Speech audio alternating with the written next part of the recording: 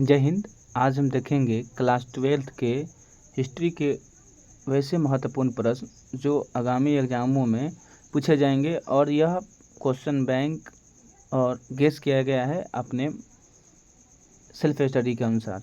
तो चलिए चलते हैं प्रश्न पे। मुगल वंश के पहले शासक कौन थे?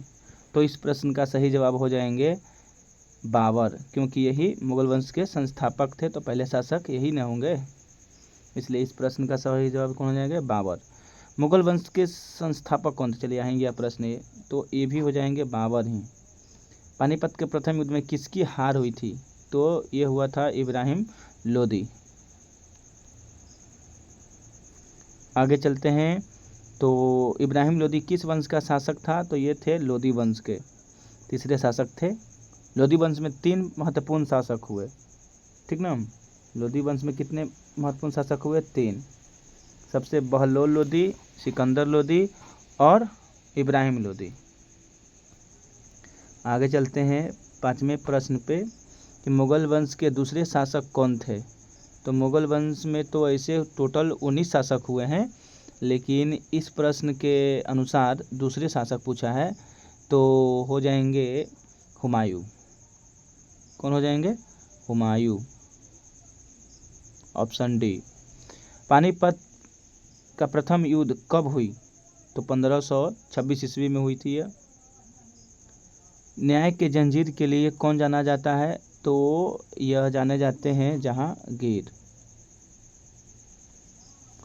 भारत में तोप का प्रयोग सबसे पहले किसने किया? तो ये बाबर जी ने किया था, प्रथम शासक जो थे इन्होंने किया था। न्याय के जंजीर, आधा न होगा, न्याय हो गया है, मिस्टेक से हो गया है, कोई बात नहीं, आप न्याय इस तरह से समझ लीजिएगा। न्याय के जंजीर की धातु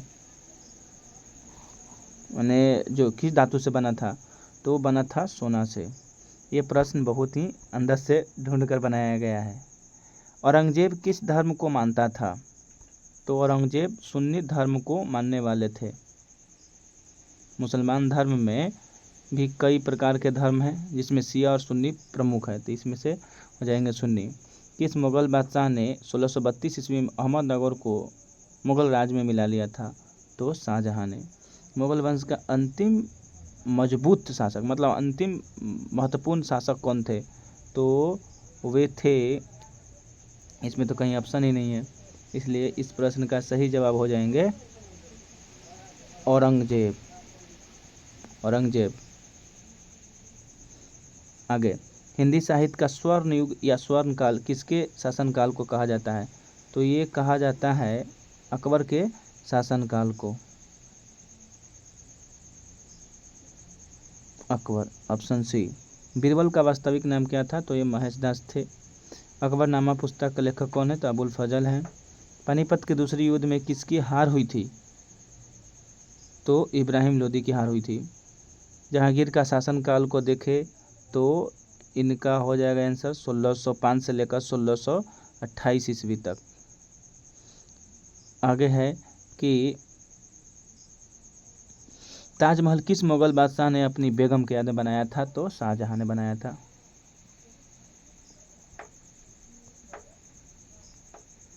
चेतक किसके घोड़े का नाम था? तो महाराणा प्रताप जी के। ये बहुत वीवीआई क्वेश्चन है, इसलिए इसको याद रखेंगे आप। जहांगीर के कितने पुत्र थे? तो 5, जिसमें जहांदार शाह भी था और खुर्रम जो शाहजहां है। सुर साम्राज्य का संस्थापक कौन थे? सुर, तो शेरशाह सूरी। शेरशाह सूरी का मकबरा कहाँ है?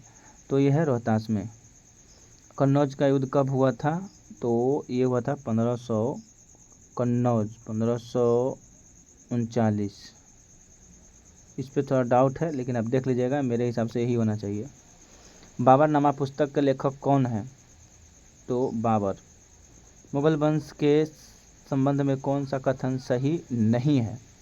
देखिए, आज के प्रश्न में इस प्रकार के जो बन रहे हैं, इसको देखना बहुत इंपॉर्टेंट है। जो नहीं देखते हैं बहुत गलती कर देते हैं। चलिए तो देखते हैं इसका आंसर। इस प्रश्न का सही जवाब हो जाएंगे ताजमहल का निर्माण बादशाह जहांगीर ने करवाया था। क्योंकि इसका निर्माण तो कौन किए थे, शाहजहां ना,